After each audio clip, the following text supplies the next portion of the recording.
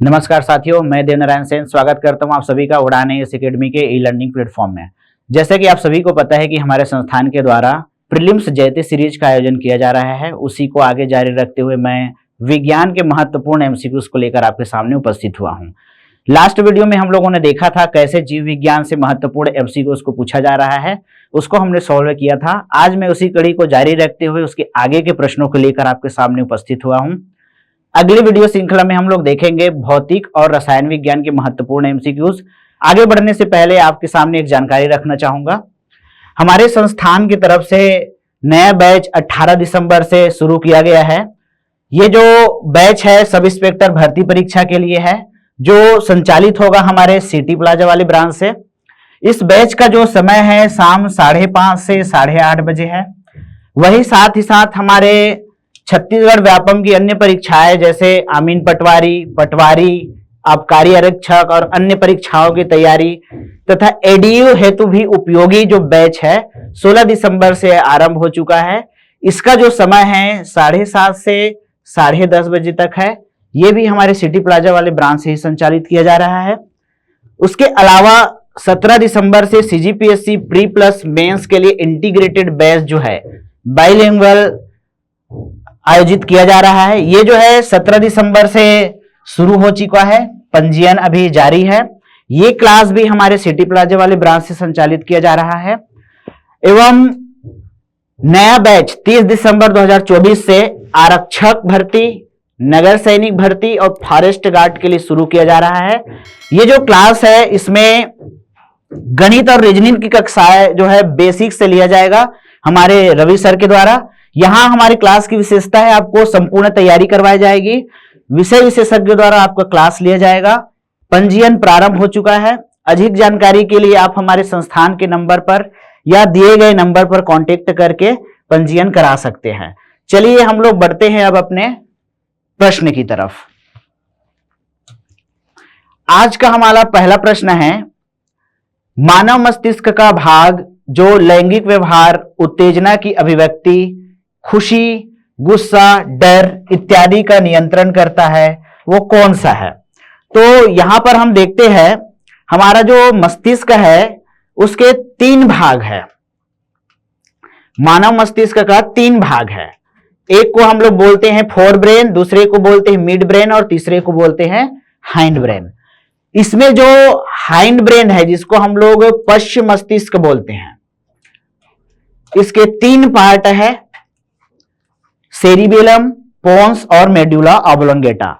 इसमें से जो मेडुला ऑब्लोंगेटा का जो भाग है ये हमारे शरीर में 3 प्रकार के क्रियाओं को नियंत्रित करता है।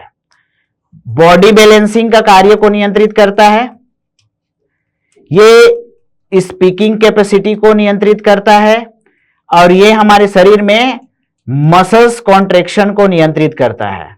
तो इस प्रकार से देखा जाए तो ये हमारे शरीर में इन तीनों प्रकार की क्रियाओं को रेगुलेट करता है। साथ ही साथ हाइपोथैलेमस जो है भावनात्मक क्रियाओं का ज्ञान, भूख प्यास से संबंधित क्रियाओं को भी नियंत्रित करता है। वहीं लिम्बिक तंत्र जो होता है हमारे मस्तिष्क में ही मौजूद सेरिब्रम के पिछले हिस्से में मौजूद एक पार्ट है। ये दोनों मिलकर हमारे शरीर में लैंगिक व्यवहार और अन्य भावनात्मक क्रियाओं को नियंत्रित करता है। इसलिए हमारा जो प्रश्न है उसका सही आंसर हो जाएगा ऑप्शन ए, लिम्बिक तंत्र और हाइपोथैलेमस। चलिए अगले प्रश्न की ओर बढ़ते हैं। हमारा अगला प्रश्न है, मस्तिष्क का एक हिस्सा जो पेशी गतिविधि के विनियमन और रखरखाव में मदद करता है क्या कहलाता है? पेशी गतिविधियों के विनियमन। मस्तिष्क का जो मस्तिष्क है सेरिबेलम, सबसे छोटा ब्रेन, लिटिल ब्रेन जो हम लोग बोलते हैं, इसको अनुमस्तिष्क भी बोला जाता है। इसका पार्ट है मेडुला ऑब्लोंगेटा। मेडुला ऑब्लोंगेटा के द्वारा हमारे शरीर में मांसपेशीय नियंत्रण से संबंधित, पेशीय नियंत्रण से संबंधित कार्य किया जाता है, जिसमें हृदय धड़कन, फेफड़े का कार्य और अन्य मस्कुलर कॉन्ट्रैक्शन से संबंधित कार्यों को रेगुलेट किया जाता है। गिवन प्रश्न के अकॉर्डिंग हमारा आंसर हो जाएगा option A, medulla oblongata is correct answer. चलिए बढ़ते हैं अगले क्वेश्चन की तरफ। हमारा अगला क्वेश्चन है, हमारे शरीर को विटामिन और खनिज पदार्थों की आवश्यकता है, क्योंकि क्यों आवश्यकता है? तो ऑप्शन ए देखते हैं, वे शरीर को ऊर्जा देते हैं, वे चयापचय प्रक्रिया को पूरा करने में मदद करते हैं, वे शरीर के अंगों को इंसुलेट करते हैं। इंसुलेट करते हैं मतलब बचाता है ये किसी भी प्रकार के बाहरी पदार्थ होते हैं। तो इसमें से हमारा जो आंसर हो जाएगा वो होगा ऑप्शन डी।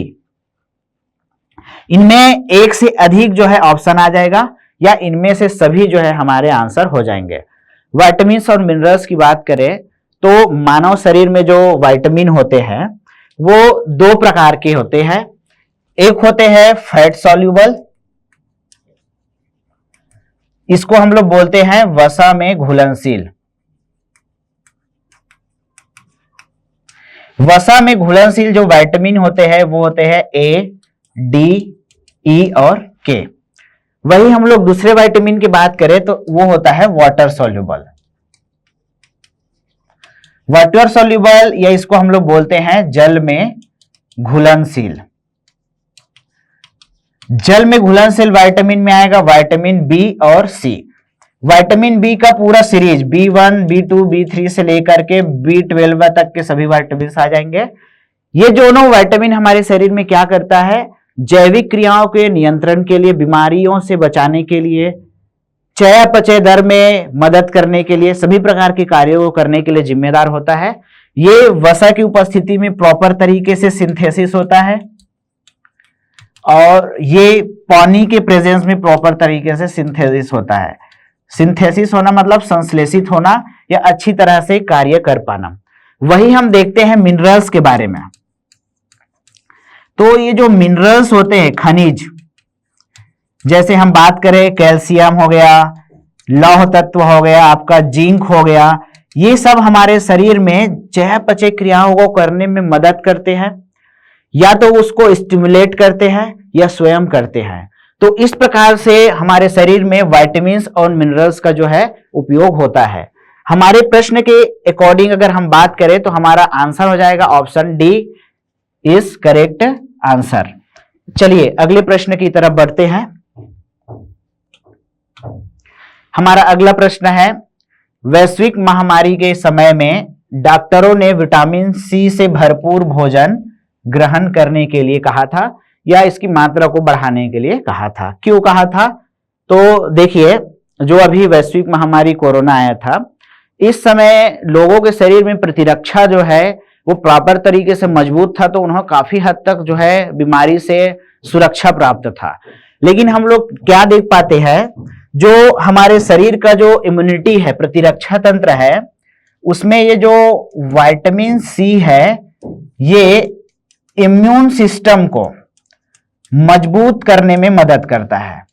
जो हमारे प्रतिरक्षा सेल होते हैं, प्रतिरक्षा कोशिकाएं हैं, ये उसको प्रोटेक्ट करने का कार्य करती है, ये उसको सुरक्षा प्रदान करने का कार्य करती है, ये एक एंटीऑक्सीडेंट की तरह कार्य करता है।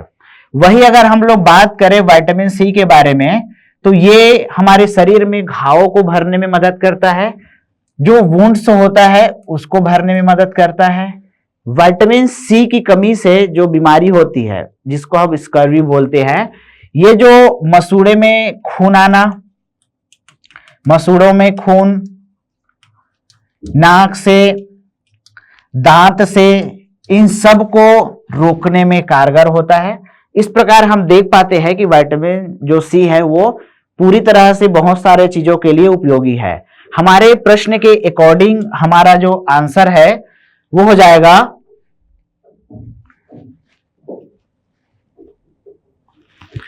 यह दृष्टिवर्णक के निर्माण के लिए आवश्यक है, इसके लिए तो नहीं है।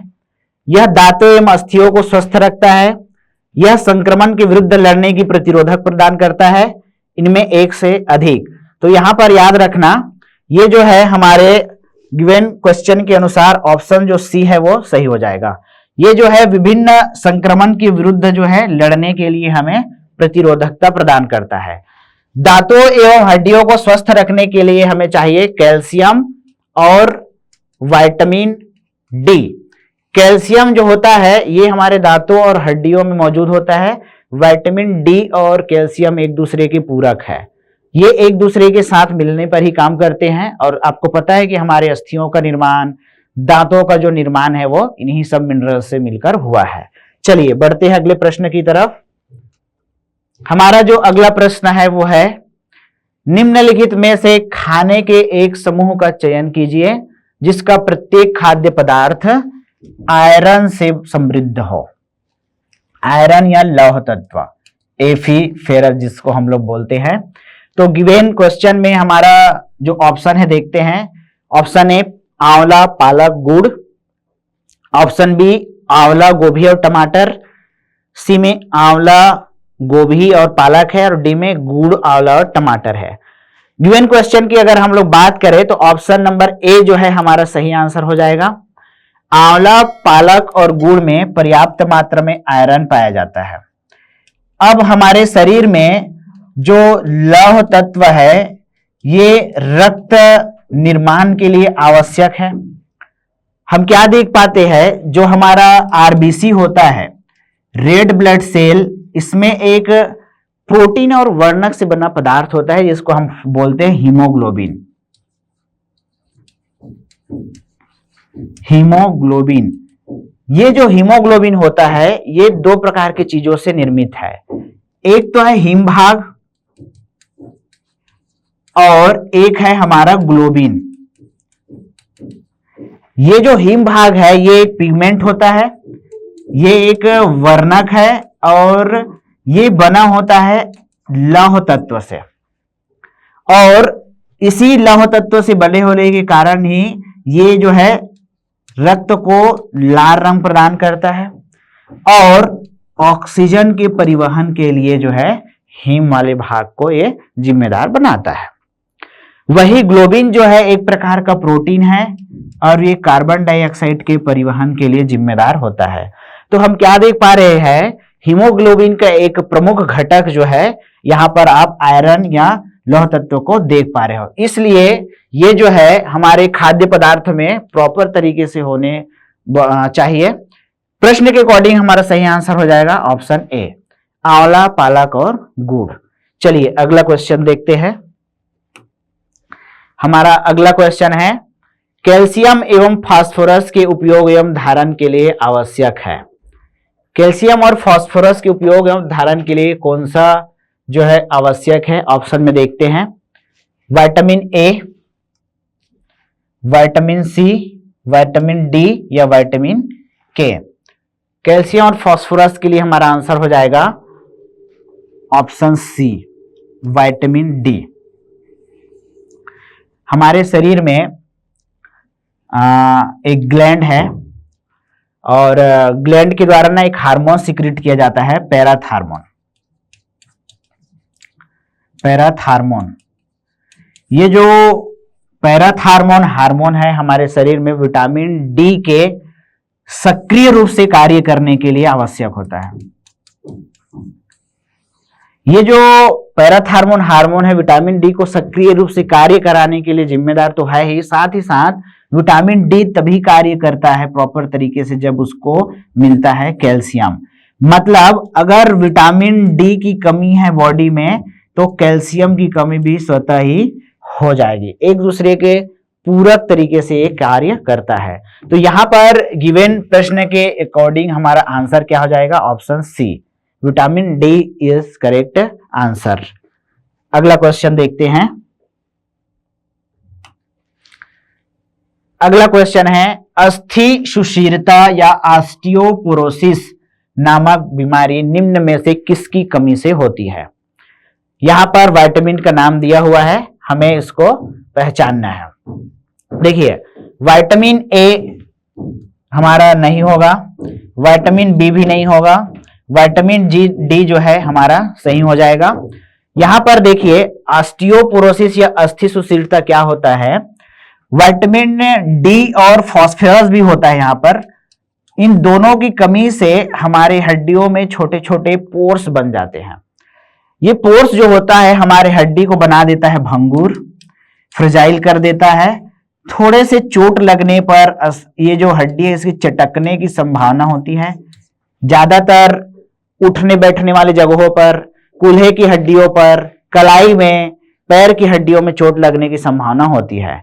तो जो हड्डियों में पोर्स की बीमारी है उसको हम लोग नाम दे देते हैं ऑस्टियोपोरोसिस। किसके कमी से हो रहा है? विटामिन डी की कमी से।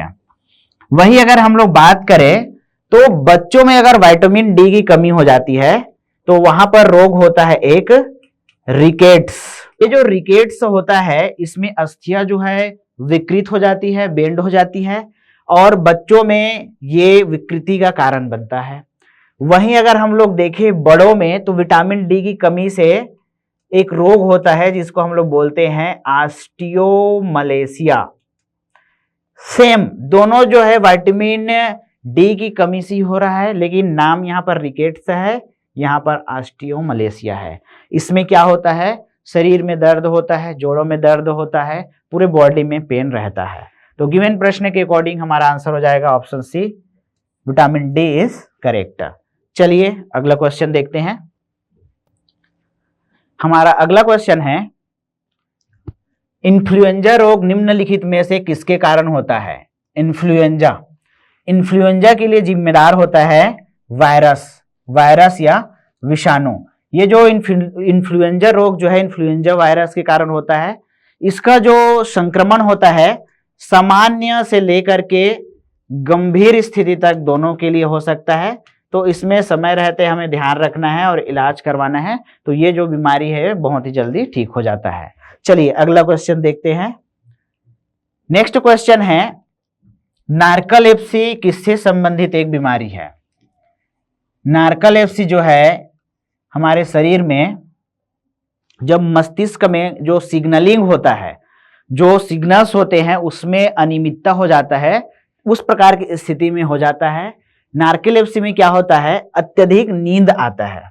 ये अत्यधिक नींद से संबंधित बीमारी है जिसमें व्यक्ति को दिन के समय में भी आलसपन रहता है और उनको सोने को जी करता है। तो व्यक्ति क्या करता है? दिन में भी सोए रहता है। इस डिजीज को हम बोलते हैं नार्कोलेप्सी। चलिए क्वेश्चन के अकॉर्डिंग हमारा आंसर हो जाएगा ऑप्शन डी। अगला क्वेश्चन देखते हैं, बेसिलस कालमेडगुरिन या बीसीजी एक टीका है। किसके लिए एक टीका है? तो गिवन डिजीज के अकॉर्डिंग हमारा जो है टाइफाइड, एक है तपेदिक और एक है मम्स और एक है प्लग। इसमें से हो जाएगा ऑप्शन बी, ट्यूबरकुलोसिस या टीबी। ट्यूबरकुलोसिस या टीबी जो होता है माइकोबैक्टीरियम ट्यूबरकुलोसिस नामक बैक्टीरिया के कारण होता है। ये एक बैक्टीरियल इन्फेक्शन है, बैक्टीरियल डिजीज है और ये जो डिजीज है सामान्यतः हमारे लंग्स को प्रभावित करता है, फेफड़े को प्रभावित करता है। क्या होता है इस बीमारी में? तो इस बीमारी में हम लोग देख पाते हैं कि जो हमारा फेफड़ा होता है उसमें इसके बैक्टीरिया जगह जगह पर स्थापित हो जाते हैं इस तरह से, और जगह जगह से स्थापित हो जाते हैं और फेफड़े के कार्य में बाधा पहुंचाता है। इसके कारण हमारे श्वास नली में और फेफड़ों में दर्द रहता है। व्यक्ति जो है प्रॉपर तरीके से अगर इसका समुचित इलाज नहीं करवाएगा तो उसकी मृत्यु भी हो सकती है। सभी में टीबी के प्रकार में फेफड़े का जो टीबी है वो नॉर्मल है। फेफड़े के अलावा भी अन्य जगहों पर टीबी की जो है बीमारी देख सकते हैं, जिसमें गले में टीबी का बीमारी होना एक अन्य प्रकार है। अगर हम लोग समय रहते इसका इलाज नहीं कराएंगे तो ये जानलेवा हो सकता है। ये संक्रामक बीमारी है, ये भी ध्यान रखना है आप लोगों को। संक्रामक बीमारी क्या होता है? तो संक्रामक बीमारी का मतलब होता है एक व्यक्ति से दूसरे व्यक्ति में फैलने वाला बीमारी। ये जो है खांसने से, छींकने से या संबंधित बीमार व्यक्ति के किसी सामग्री के प्रयोग करने से एक व्यक्ति से दूसरे व्यक्ति में फैलता है, ध्यान रखिएगा। अगला प्रश्न देखते हैं। हमारा अगला प्रश्न है, एक औसत मानव कोशिका चक्र में इंटरफेज या अंतरा अवस्था और एम फेज की समयावधि होती है। कितनी समयावधि होती है? कोशिका विभाजन के दौरान कोशिका विभाजित होने के लिए कुछ प्रक्रियाएं होती है। आइए थोड़ा सा इसको समझते हैं। जब सेल डिवीजन होता है तो यहाँ पर दो प्रकार की प्रमुख प्रक्रिया होती है, सेल डिवीजन या इसको बोलते हैं कोशिका विभाजन। क्या होता है? एक तरफ होता है इंटरफेज, इसको हम लोग बोलते हैं अंतरावस्था। अंतरावस्था या जो इंटरफेज होता है इसको हम लोग तैयारी की अवस्था बोलते हैं, तैयारी की अवस्था। मेनली इस सेक्शन में कोशिका विभाजित नहीं होती है। इस सेक्शन में क्या होता है? 3 चरण है। इसमें G1, S और G2, इन तीनों चरणों में कोशिका विभाजित होने के लिए तैयार होती है। तैयार होने का मतलब है विभाजित नहीं हो रहा है, ये केवल तैयार हो रहा है। जैसे हम कहीं बाहर जाने वाले होते हैं तो हम लोग क्या करते हैं? अपने सामान को पैक करते हैं और जाने के लिए जो तैयारी करते हैं उस प्रकार की तैयारी यहाँ पर होता है। इंटरफेज के बाद में, अंतरावस्था के बाद में इसी से जुड़ा हुआ फेज होता है एम फेज। इसको माइटोटिक फेज भी बोलते हैं। और ये जो माइटोटिक फेज होता है इसमें कुछ उप अवस्थाएं भी होती है, जैसे कि हम लोग उसको बोलते हैं प्रोफेज, मेटाफेज, एनाफेज, टीलोफेज, इस प्रकार से। तो ये जो इसकी उप अवस्थाएं हैं इनके कार्यों को पूरा करने में पूरे कोशिका विभाजन के समय में केवल और केवल समय लगता है 1 घंटा। वही अगर हम बात करें इंटरफेज के बारे में तो इंटरफेज की जो अवस्था होती है अंतरावस्था, इसमें तैयारी की अवस्था होती है और 24 घंटे में 23 घंटे तक वो तैयार होने का कार्य करता है। तो देखा जाए तो मेनली कोशिका विभाजन में इंटरफेज या अंतरावस्था जो है वो सर्वाधिक समय लेता है और एम फेज या माइटोटिक फेज जो है वो कम समय लेता है। 1 घंटे में ही पूरा का पूरा कोशिका को ये डिवाइड कर दे रहा है। तो गिवन क्वेश्चन के अकॉर्डिंग क्वेश्चन क्या था? हमारा क्वेश्चन था एक औसत मानव कोशिका चक्र में इंटरफेज और एम फेज की समय अवधि होती है, कितना होता है? ऑप्शन में पढ़ के हमें देखना है। ऑप्शन ए में लिखा हुआ है 12 घंटे, ऑप्शन बी में लिखा हुआ है 95%, एम फेज हो ही नहीं सकता है। ऑप्शन सी 8 घंटे एम फेज, ये भी गलत है। ऑप्शन डी 1 घंटे एम फेज, ये सही है, और 23 घंटे इंटरफेज। इस प्रकार से गिवन क्वेश्चन के अकॉर्डिंग ऑप्शन डी जो है हमारा सही आंसर हो जाएगा। चलिए अगला प्रश्न देखते हैं। हमारा अगला प्रश्न है निम्नलिखित में से कौन सा मानव मस्तिष्क का मुख्य सोचने वाला भाग है? मानव मस्तिष्क का मुख्य सोचने वाला भाग कौन सा है? ऑप्शन ए पश्च मस्तिष्क, ऑप्शन बी प्रमस्तिष्क, ऑप्शन सी मध्य मस्तिष्क, ऑप्शन डी उपयुक्त में एक से अधिक। देखिए हमारा जो मस्तिष्क है इसको हमने 3 भागों में बांटा हुआ है, जिसमें से अग्र, पश्च, मध्य, ये 3 मस्तिष्क है। सामने वाले का जो ब्रेन होता है इसको हम लोग बोलते हैं फोर ब्रेन या अग्र मस्तिष्क। इसके 4 उपभाग है। एक है सेरिब्रम, दूसरा है हाइपोथैलेमस, तीसरा है ऑल्फैक्टरी लोब और चौथा है डायनसेफेलान। सेरिब्रम जो है ये हमारे मस्तिष्क में सोचने समझने के लिए, बुद्धि विचार के लिए, निर्णय लेने के लिए, याददाश्त के लिए, इन सभी प्रकार के कार्यों के लिए जिम्मेदार होता है। वही अगर हम लोग हाइपोथैलेमस के बारे में बात करें तो हाइपोथैलेमस भूख, प्यास, ताप, भावनात्मक क्रियाओं के ज्ञान के लिए ये रेगुलेटर का कार्य करता है। ऑल्फैक्टरी लोब जो होता है इसको बोलते हैं हम लोग घ्राण पिंड। ये स्मेल से संबंधित या गंध उद्दीपन से संबंधित जुड़े हुए कार्यों को करने के लिए जिम्मेदार होता है। डायनसेफेलॉन जो होता है, यहाँ इस क्षेत्र में पीयूष ग्रंथि और हाइपोथैलेमस वाले हिस्सा जो है वो मौजूद होता है। इस प्रकार से हम देख पाते हैं कि ये जो सेरिब्रम है गिवन क्वेश्चन के अनुसार हमारा सही आंसर होगा। तो यहाँ पर ऑप्शन बी प्रमस्तिष्क का हमारा सही जवाब हो जाएगा। अगला क्वेश्चन देखते हैं। हमारा अगला क्वेश्चन है, मस्तिष्क का कौन सा भाग हृदय को नियंत्रित करता है? देखिए, अभी अभी हम लोगों ने पिछला क्वेश्चन में डिस्कस किया था, हृदय को नियंत्रित करने वाली बात हो, चाहे फेफड़ों को नियंत्रित करने वाली बात हो या मांसपेशीय नियंत्रण की बात हो, यहाँ पर जो मेडुला ऑब्लोंगेटा है वो जिम्मेदार होता है। मेडुला ऑब्लोंगेटा दो प्रकार के कार्यों को करने के लिए जिम्मेदार है। जैसे हम बोलते हैं अनैच्छिक क्रिया, इनवॉलेंट्री रिएक्शन, इनवॉलेंट्री रिएक्शन, या इसको हम लोग हिंदी में बोलते हैं अनैच्छिक क्रिया। अनैच्छिक क्रियाओं को नियंत्रित करने वाला ऑर्गन है मेडुला ऑब्लोंगेटा। मेडुला ऑब्लोंगेटा अनैच्छिक क्रियाओं को नियंत्रित करता है। तो यहाँ पर दो प्रकार की क्रियाएं इसमें सम्मिलित होती है। एक होता है वाइटल, या जिसको हम लोग बोलते हैं जैविक क्रिया। जैविक क्रिया कौन सी क्रिया हो जाएगी? जैसे हम बात करते हैं श्वसन, हम बात करते हैं पाचन, हम बात करें अगर उत्सर्जन, या हम बात करें हृदय धड़कन। इन सभी प्रकार की क्रियाओं को रेगुलेट करने वाला ऑर्गन है हमारा मेडुला ऑब्लोंगेटा। ये है जैविक क्रिया, जीवन के लिए आवश्यक क्रिया। वही दूसरा होता है हमारा सहायक क्रिया,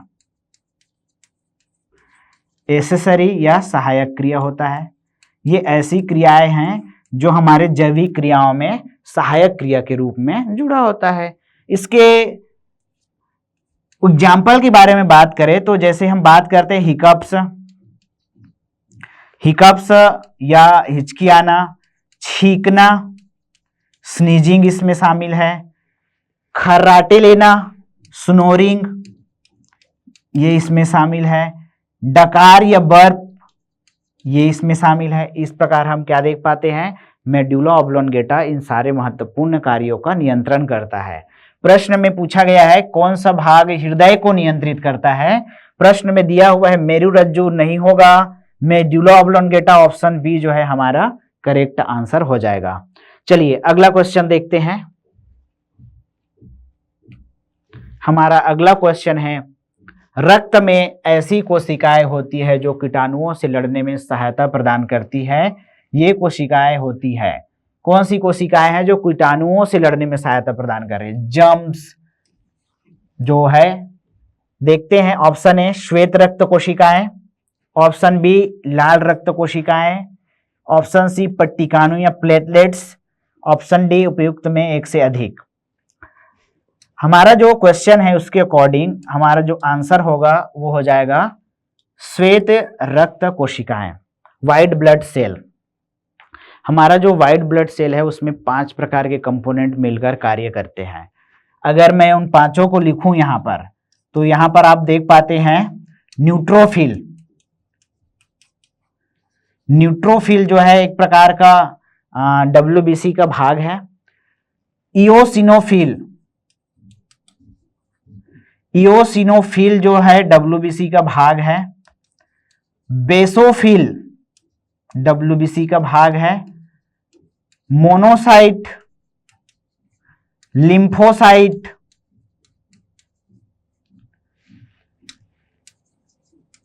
ये सभी WBC के क्या है, पार्ट है। ये सब मिलकर संबंधित संक्रमण वाले क्षेत्रों में, कीटाणुओं से लड़ने में, बैक्टीरिया से लड़ने में क्या करते हैं, मदद करते हैं। इसलिए हमारा जो आंसर हो जाएगा वो हो जाएगा ऑप्शन ए, WBC या white blood cell is correct answer. अगला क्वेश्चन देखते हैं। शरीर में प्रोटीन का पाचन कहां से शुरू होता है? प्रोटीन का पाचन कहां से शुरू होता है इसको हमें बताना है। देखिए, मानव शरीर में जो प्रोटीन का पाचन होता है वो शुरू होता है हमारे स्टमक से या अमाशय से। बात करें हम लोग पाचन तंत्र के बारे में, तो पाचन तंत्र में जो हमारा आहार नली है, आहार नली के बाद में आता है हमारा स्टमक, फिर ये जाता है छोटी आंत की ओर। छोटी आंत की ओर जब जाता है तो छोटी आंत में कौन कौन सी प्रक्रियाएं होती है? छोटी आंत में होती है भोजन को जो है न्यूट्रिशन जो डाइजेस्ट किया जा चुका है उसको एब्जॉर्ब करने की प्रक्रिया।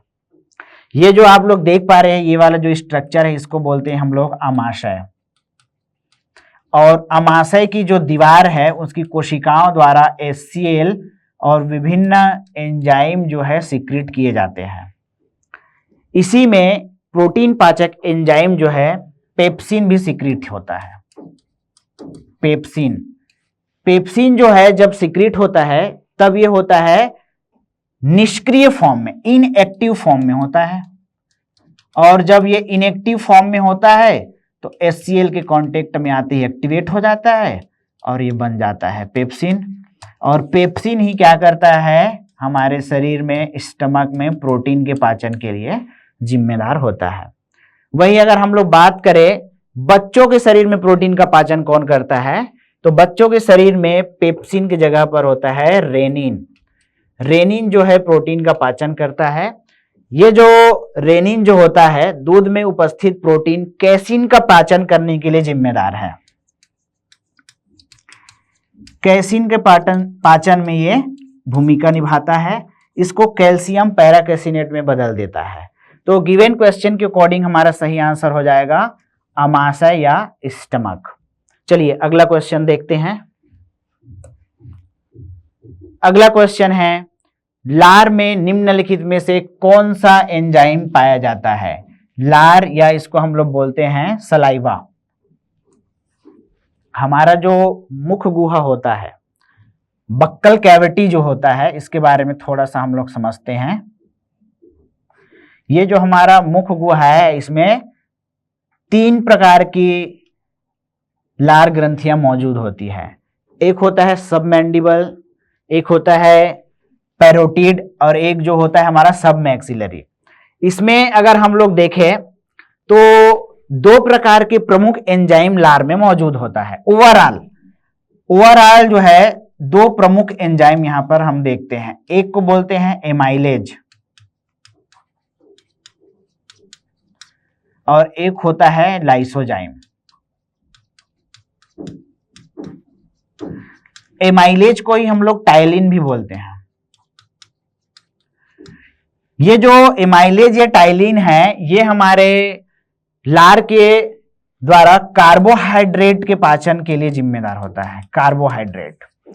वही हम लाइसोजाइम के बारे में बात करें तो ये जो लाइसोजाइम होता है वो हानिकारक कीटाणुओं को मारने का काम करता है, हमारे माउथ को ये साफ रखने का काम करता है, संक्रमण से बचाने में मदद करता है।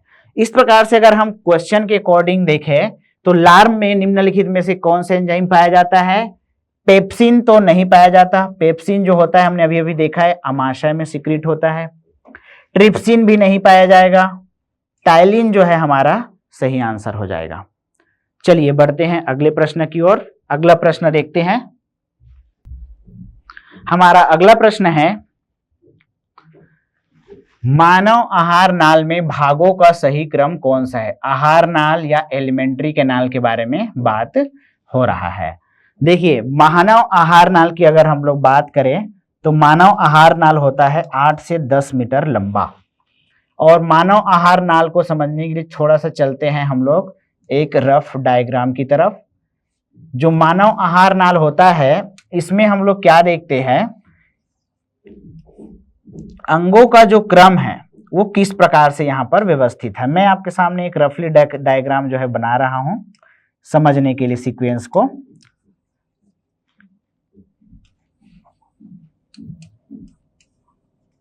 देखिए यहां पर हमारा जो आहार नाल है वहां पर सबसे पहले नंबर पर है हमारा माउथ, और माउथ वाले सेक्शन में आ जाएगा ओरल कैविटी। ओरल कैविटी या इसको बोलते हैं हम लोग मुख गुहा। मुख गुहा के बाद में शुरू होता है ये वाला हिस्सा, इसको हम लोग बोलते हैं फेरिंग्स, या इसको हम लोग कहते हैं ग्रसनी।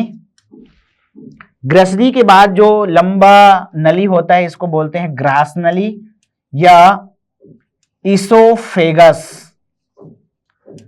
इसोफेगस कहा जाता है। फिर आता है इसके बाद में स्टमक या आमाशय, फिर इस तरफ है लीवर, यहां पर होता है गाल ब्लैडर, गाल ब्लैडर, यह है हमारा पैनक्रियाज, फिर यहां से आएगा ये छोटी आंत शुरू हो गया है ड्यूडेनम, फिर जेजुनम और इलियम, तो यहां पर आ जाएगा हमारा स्मॉल इंटेस्टाइन, और ये हो जाएगा हमारा लार्ज इंटेस्टाइन। इस प्रकार से हमारे आहार नली में जो है सीक्वेंस होता है। अगर हम लोग क्वेश्चन को देखें तो आहार नाल का सही क्रम देखें तो यहां पर आप लोग देखेंगे मुख, मुख के बाद आमाशय नहीं होगा, ये नहीं हो सकता है।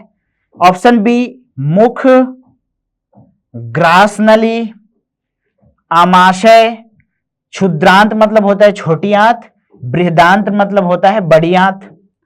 दूसरा देखते हैं मुख और आमाशय, ये भी नहीं हो सकता। डी में उपरोक्त में एक से अधिक, ये भी नहीं हो सकता, क्योंकि हमारा आंसर हो जाएगा ये ऑप्शन बी जो है करेक्ट हो जाएगा। मुख के बाद जाता है ये हमारे ग्रास नली में, फिर ये जाएगा हमारे आमाशय में, फिर जाएगा छोटी आंत, फिर जाएगा बड़ी आंत, उसके बाद में वो शरीर से बाहर कर दिया जाएगा। तो गिवन क्वेश्चन के अकॉर्डिंग हमारा ऑप्शन बी जो है वो करेक्ट आंसर हो जाएगा। चलिए अगला क्वेश्चन देखते हैं। हमारा जो अगला क्वेश्चन है वो है आहार नली में अंगों द्वारा स्रावित कौन सा रस वसा के पाचन में महत्वपूर्ण भूमिका निभाता है। वसा या यहाँ पर फैट के पाचन के बारे में बात पूछा जा रहा है। हमारा जो आंसर हो जाएगा वो हो जाएगा ऑप्शन सी, पित्त रस और अग्नाशयी रस। देखिए पित्त रस जो है हमारे लीवर के द्वारा सिक्रेट किया जाता है, पित्ताशय में इसको स्टोर किया जाता है। अग्नाशयी रस अग्नाशय के द्वारा स्रावित किया जाता है। इन दोनों के द्वारा जो है हमारे वसा के पाचन में महत्वपूर्ण भूमिका निभाया जाता है। हमारे प्रश्न के अकॉर्डिंग हो जाएगा हमारा answer C is correct answer. चलिए अगला क्वेश्चन देखते हैं। हमारा अगला क्वेश्चन है एमाइलेज से किसका पाचन शुरू होता है। एमाइलेज और लाइसोजाइम, अभी अभी मैंने बताया था, एमाइलेज को ही हम लोग टाइलिन के नाम से भी जानते हैं, और ये जो है कार्बोहाइड्रेट के पाचन से संबंधित है। तो हमारा आंसर जो है ऑप्शन ए हो जाएगा, कार्बोहाइड्रेट इज करेक्ट। चलिए अगला क्वेश्चन देखते हैं। हमारा अगला प्रश्न है हमारे दैनिक भोजन में आहार या फाइबर की बहुत आवश्यकता क्यों होती है। देखिए दैनिक भोजन में फाइबर की आवश्यकता हमें इसलिए होती है क्योंकि फाइबर की सहायता से ही हमारा पेट जो है वो साफ रहता है। फाइबर के दो प्रकार होते हैं। फाइबर के जो दो प्रकार है, इन दोनों प्रकार में एक में आता है घुलनशील फाइबर और एक आता है हमारा अघुलनशील फाइबर। घुलनशील फाइबर के अंतर्गत कौन से फाइबर है, जैसे दाल का फाइबर हो गया, केला का फाइबर हो गया, ये ऐसा फाइबर है जो घुलनशील में आता है। इसके माध्यम से क्या होता है, जो मानव मल जो होता है ये उसको क्या करता है, नरम करता है। वही अगर हम बात करें अघुलनशील फाइबर के बारे में, जैसे कि हमारे वेजिटेबल्स में होता है, वेजिटेबल्स मतलब पत्ता गोभी हो गया, आपका फूल गोभी हो गया, आलू है, आपका जो भी साग सब्जी, हरी साग सब्जी जो हम लोग खा रहे हैं, इसमें क्या होता है, अघुलनशील फाइबर होता है, और ये हमारे आंतों को साफ रखने का काम करते हैं। इस तरह से दोनों ही फाइबर, घुलनशील और अघुलनशील, हमारे पाचन तंत्र के लिए, पेट को साफ रखने के लिए बहुत ही आवश्यक होते हैं। गिवन क्वेश्चन के अकॉर्डिंग हमारा सही आंसर हो जाएगा ऑप्शन ए, अतिरिक्त प्रोटीन प्रदान करने के लिए नहीं, अग्नाशय द्वारा स्रावित इंसुलिन को संतुलित करने के लिए नहीं, हमारे शरीर को अपचित भोजन से छुटकारा पाने में सहायता के लिए। ये हमारा आंसर हो जाएगा option C is correct answer. चलिए बढ़ते हैं अगले क्वेश्चन की तरफ। हमारा अगला क्वेश्चन है, एक द्विरज्जुक डीएनए में दो रज्जुक द्वारा एक साथ बंधे होते हैं। किसके द्वारा बंधे होते हैं? रज्जुक का मतलब होता है स्ट्रैंड। यहाँ पर है डबल स्ट्रैंडेड डीएनए के बारे में बात हो रहा है। आप सभी को पता होगा डीएनए का जो डबल हेलिक्स मॉडल है, जो डीएनए का ये मॉडल हम लोग देखते हैं, ये मॉडल वॉटसन और क्रिक द्वारा दिया गया था 1953 में। 1953 में जब ये मॉडल दिया गया था वॉटसन एवं क्रिक द्वारा, तो यहाँ पर हमारे सामने महत्वपूर्ण जानकारियां निकल कर सामने आई थी। ये जो डीएनए का जो मॉडल है, इसमें जो धागा देख रहे हो, ये वाला धागा एक और ये दूसरा धागा, इसको बोलते हैं न्यूक्लियोटाइड। और ये जो न्यूक्लियोटाइड जो होता है, ये बना होता है शुगर और फॉस्फेट से। वही इसके बीच में जो डंडे देख रहे हो, ये 4 प्रकार के बेस या क्षारक से बने होते हैं। 4 प्रकार के क्षारक होते हैं इसमें। कौन कौन से? एडेनिन, थाइमिन, ग्वानिन और साइटोसिन। ये जो क्षारक है हमेशा जोड़े में पाए जाते हैं। एडेनिन के साथ में पाया जाता है थाइमिन, वहीं ग्वानिन के साथ में पाया जाता है साइटोसिन। तो एटीजीसी का जो है ये सीक्वेंस कंटिन्यू चलता है। इसके बीच में ये जो बंध दिख रहा है, ये होता है हाइड्रोजन बंध। हाइड्रोजन बंध के कारण ही ये नाइट्रोजनी बेसिस आपस में जुड़े होते हैं। डीएनए की श्रृंखला में जो स्थिरता है वो हाइड्रोजन बंध के कारण ही होता है। इस प्रकार से हमारा जो क्वेश्चन है उसका सही आंसर क्या हो जाएगा? Option A, hydrogen bond is correct answer. इस डीएनए की श्रृंखला को तोड़ने के लिए फिर एक एंजाइम होता है जो इसको 2 भाग में तोड़ देता है। एंजाइम कौन सा एंजाइम है? हेलिकेज एंजाइम की अगर हम बात करें तो हेलिकेज एंजाइम ऐसा एंजाइम होता है जो डीएनए की श्रृंखला को तोड़ देता है। जैसे हमारा जैकेट होता है, उसमें चेन लगाते हैं तो रनर को हम खींचते हैं तो निकल जाता है, 2 भाग में खुल जाता है, वैसे ही ये 2 भाग में बढ़ जाता है। चलिए अगला क्वेश्चन देखते हैं। अगला क्वेश्चन है, डीएनए में निम्नलिखित में से क्या मौजूद नहीं होता है? ऑप्शन देखते हैं, एडेनिन, ग्वानिन, यूरेसिल और थाइमिन। गिवन क्वेश्चन के अकॉर्डिंग हमारा आंसर हो जाएगा ऑप्शन सी, ये मौजूद नहीं होता है। डीएनए की श्रृंखला में केवल 4 ही क्षारक है। कौन कौन से? एडेनिन, थाइमिन, ग्वानिन और साइटोसिन। लेकिन अगर हम आरएनए के बारे में बात करें, आरएनए या राइबोन्यूक्लिक एसिड के बारे में, तो इसमें जो यहाँ थाइमिन दिख रहा है ना, इसके जगह पर पाया जाता है यूरेसिल। यूरेसिल पाया जाता है, तो ये थाइमिन को रिप्लेस कर देंगे तो यहाँ यूरेसिल ऐड हो जाएगा। तो ये श्रृंखला है यूरेसिल के साथ, तो ये आरएनए है। अगर यूरेसिल की जगह थाइमिन है तो वो डीएनए है। तो यहाँ क्वेश्चन में पूछा क्या गया है, डीएनए में निम्नलिखित में से क्या मौजूद नहीं होता? तो यूरेसिल नहीं होता है। यूरेसिल जो है किस में होगा? आरएनए में होगा। अगला क्वेश्चन देखते हैं। हमारा अगला क्वेश्चन है,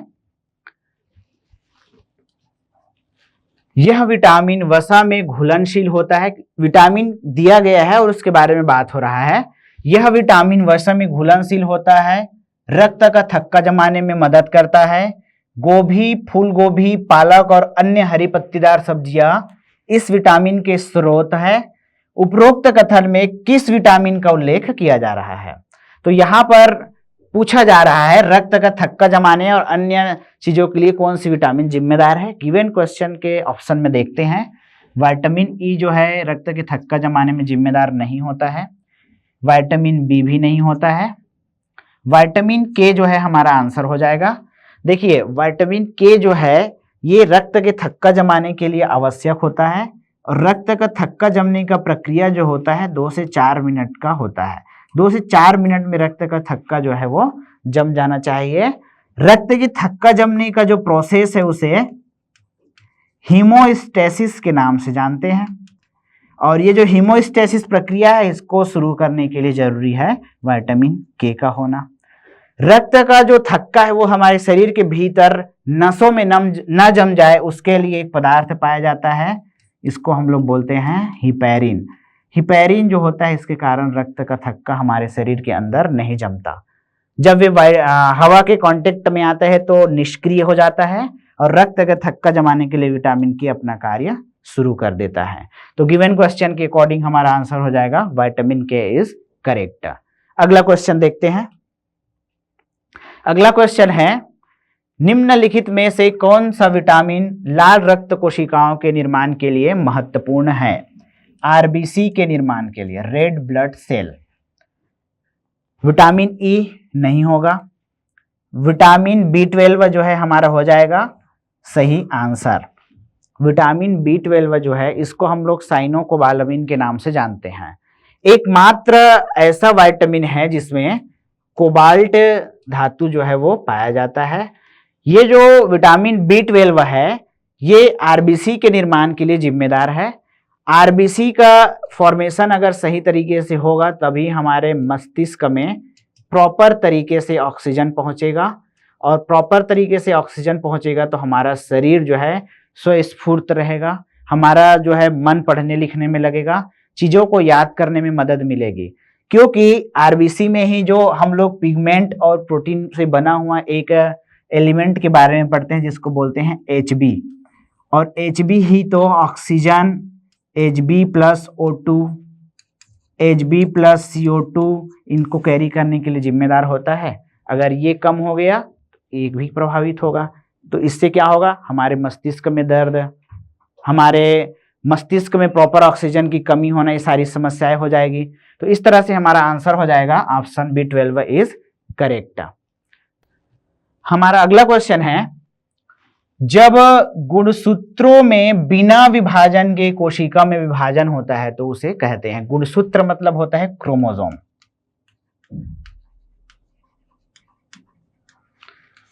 देखिए प्रत्येक जीव की कोशिका में गुणसूत्रों का एक निश्चित पेयर पाया जाता है।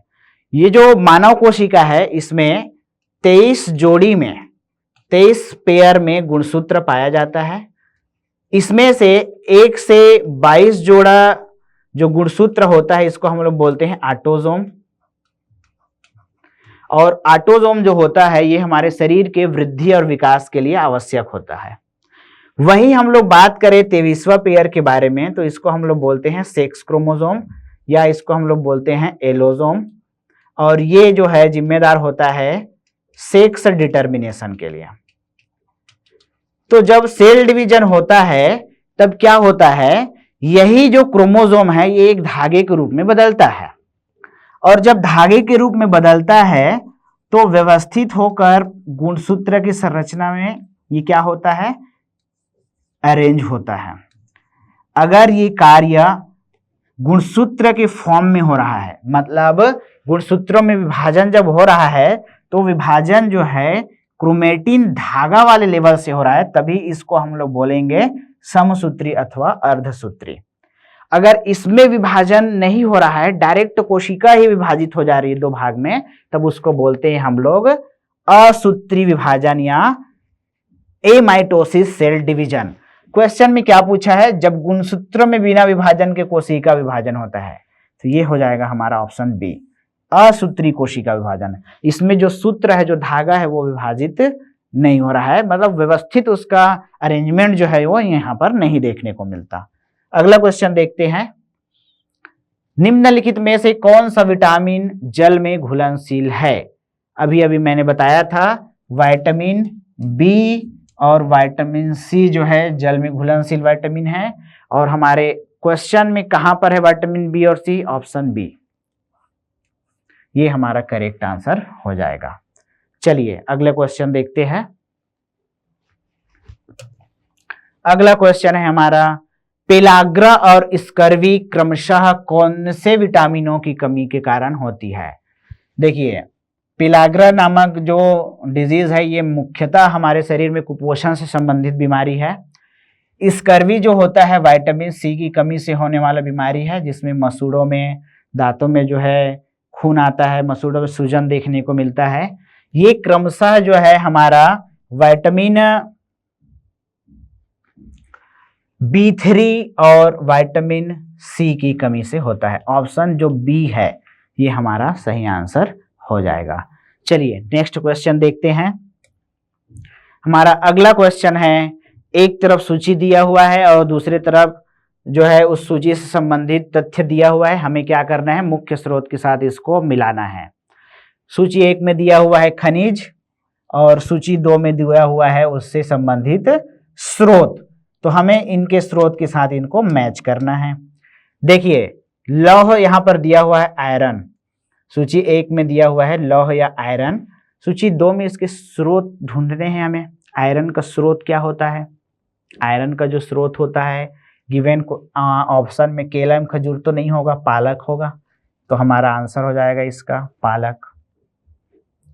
पोटेशियम, पोटेशियम का सोर्स क्या है, पोटेशियम का सोर्स है केला, खजूर, ये हमारे पोटेशियम का सोर्स हो जाएगा। आयोडीन का स्रोत क्या होता है, आयोडीन का स्रोत है आयोडीन युक्त सामान्य नमक। वही हम बात करें कैल्शियम के बारे में, तो कैल्शियम का स्रोत हो जाएगा हमारा दूध और अंडा।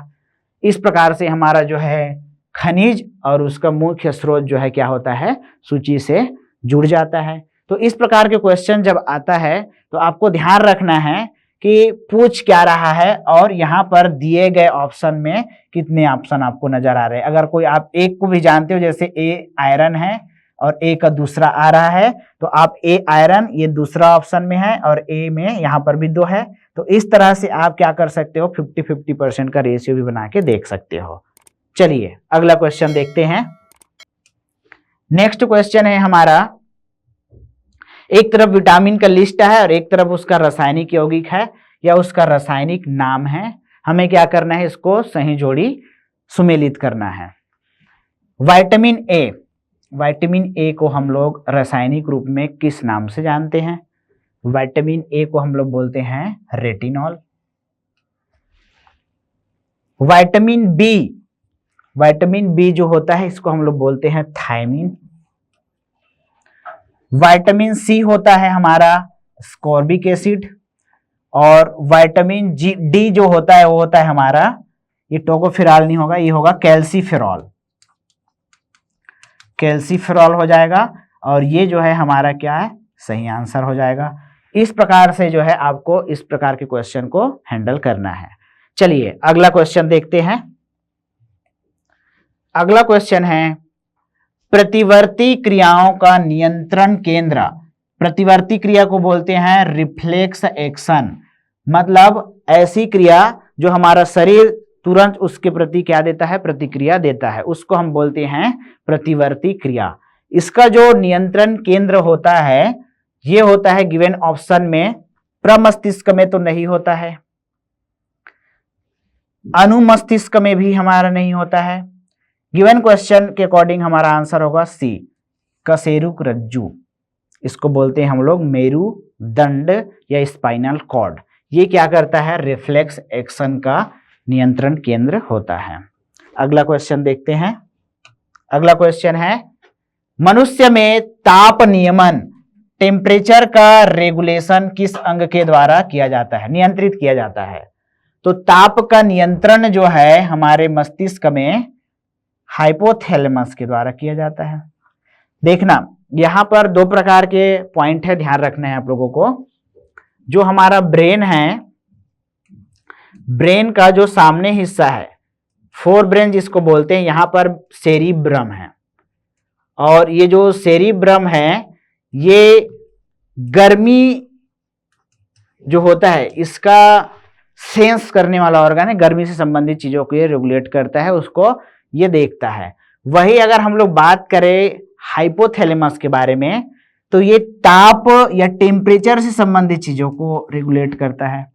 ताप का मतलब है टेम्परेचर, जैसे बॉडी का टेम्परेचर है 37 डिग्री सेंटीग्रेड, फ़ारेनहाइट में 98 फ़ारेनहाइट, तो इस प्रकार के बॉडी टेम्परेचर को रेगुलेट करता है हाइपोथैलेमस।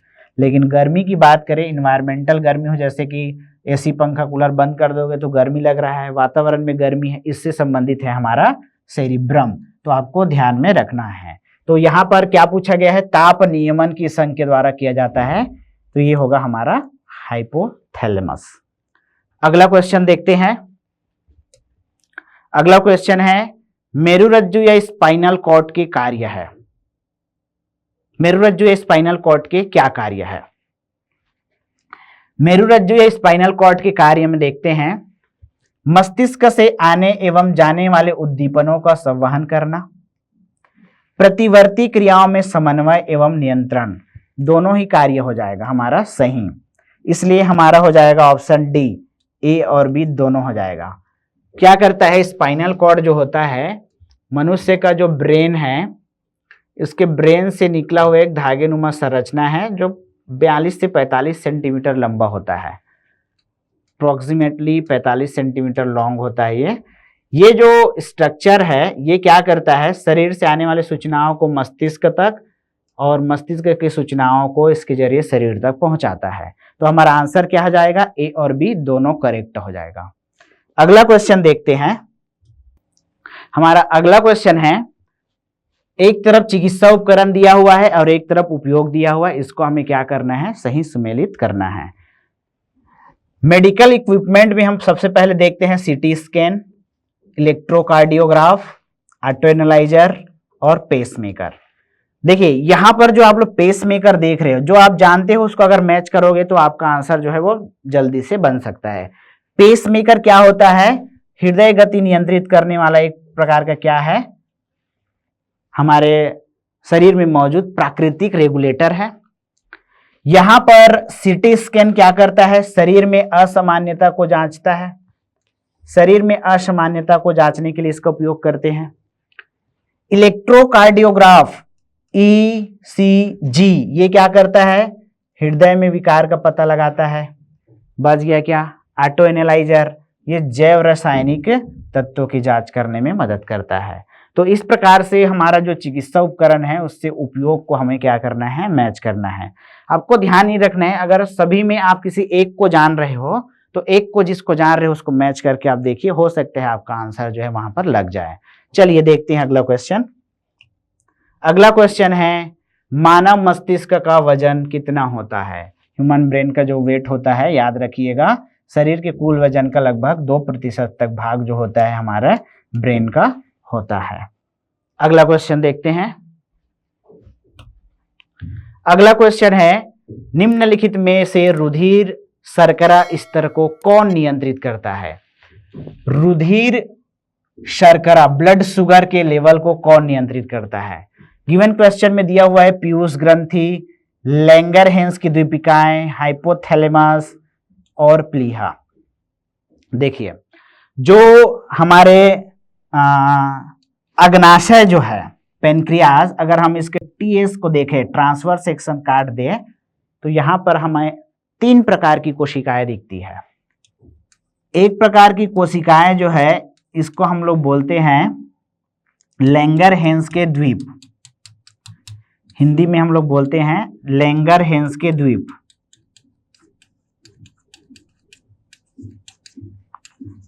और इस लैंगरहेंस के द्वीप समूह में हम 3 प्रकार की कोशिकाओं को देखते हैं, अल्फा कोशिका, बीटा कोशिका और एक होता है हमारा